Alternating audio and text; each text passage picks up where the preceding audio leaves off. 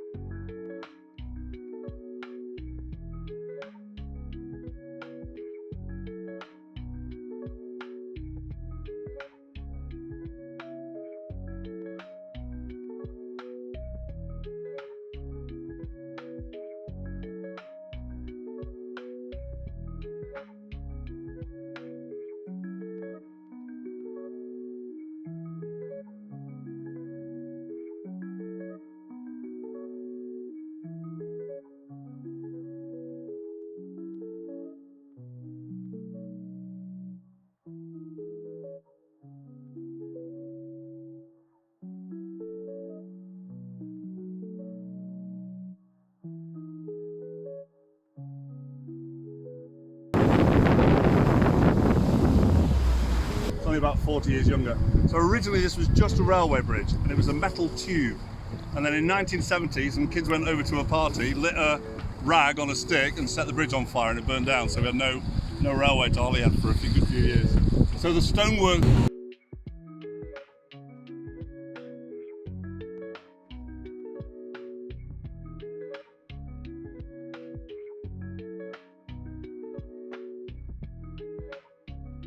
Just quickly, because the current's running quite fast, this is Ynys Gorad Goch, which means Red Weir Island in Welsh. So this wall that's here with the fence on, that's got holes in the wall, and they used to put nets across the holes.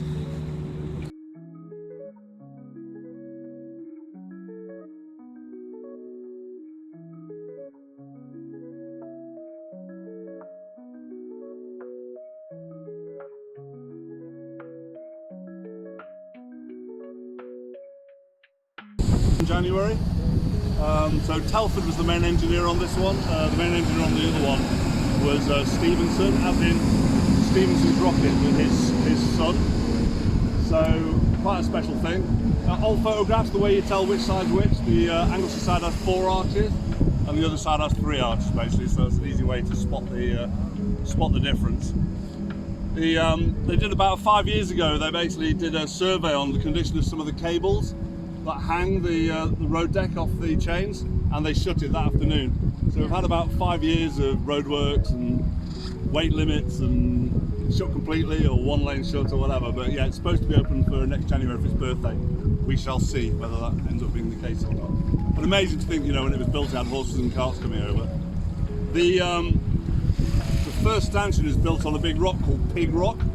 And they call it Pig Rock because before the bridges were built, they used to swim the animals across. And they either used to swim the animals across at the far ends where the sandbars are and it's shallow, or they would swim them across from here because this is the narrowest point of the strait, which is why they built the bridge here. And even though it isn't the narrowest point, it still was the longest suspension bridge in the world when it was built.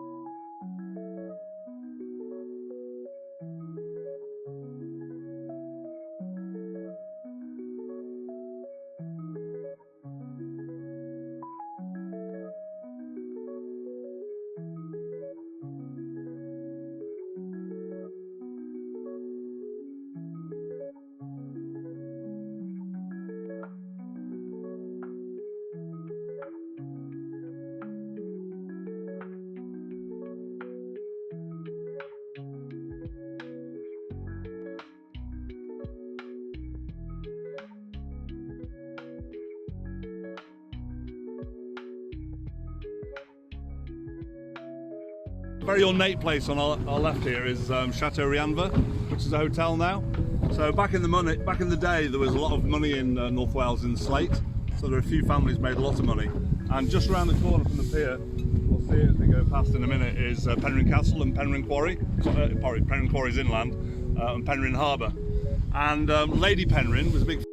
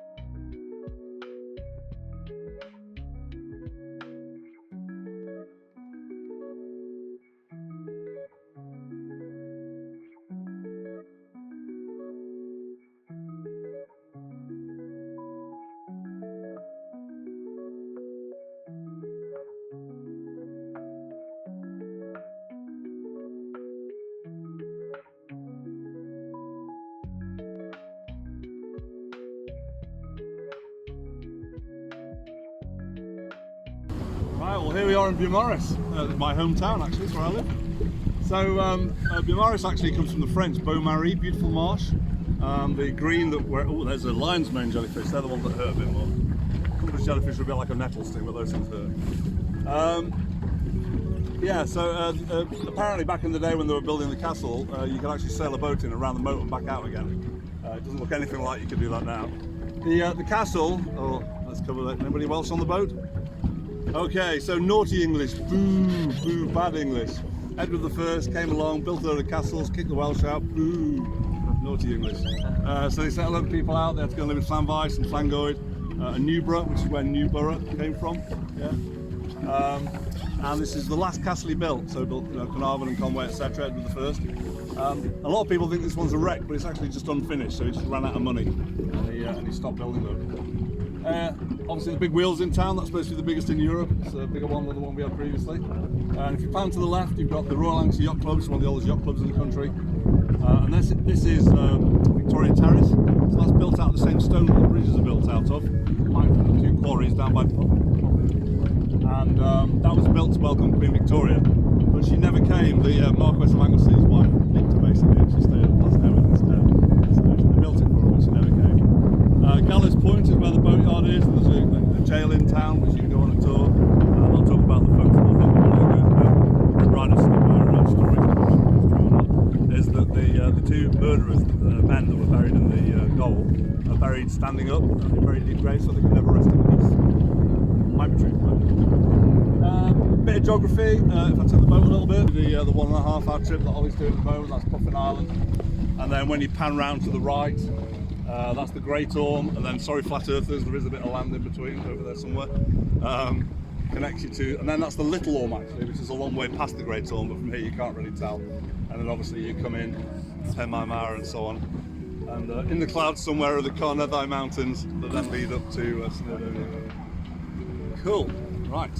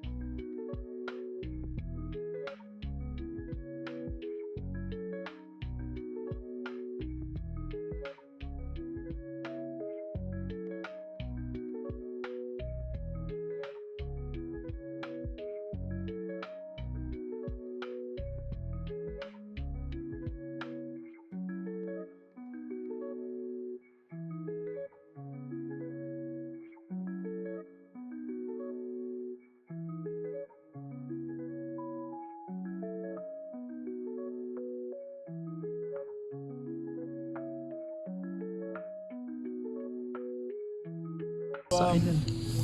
These are all Down the slightly island. different. So the first one, this one's basically the end of someone's garden. So it's got just a footpath out to it, a Oh, little that's bridge. nice. So if you want a little barbecue spot or a bird watching hut at the end of your garden, you've probably got to spend quite a lot of money on the house. And then the other two, one of them has a full bridge that you can drive out at all states of the tide, and one of them has a tidal track. So they can't go in and out about an hour and a half either side of high tide, so it's about 3 hours when they can't get to their house. I think that one's got a holiday left on it, so kind of have to time your arrival and your departure right.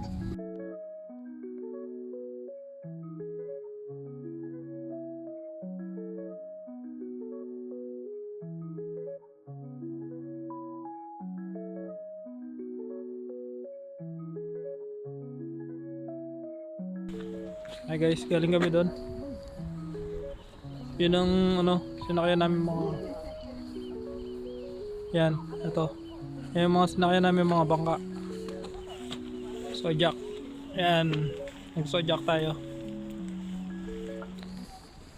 It's nice. It's fun.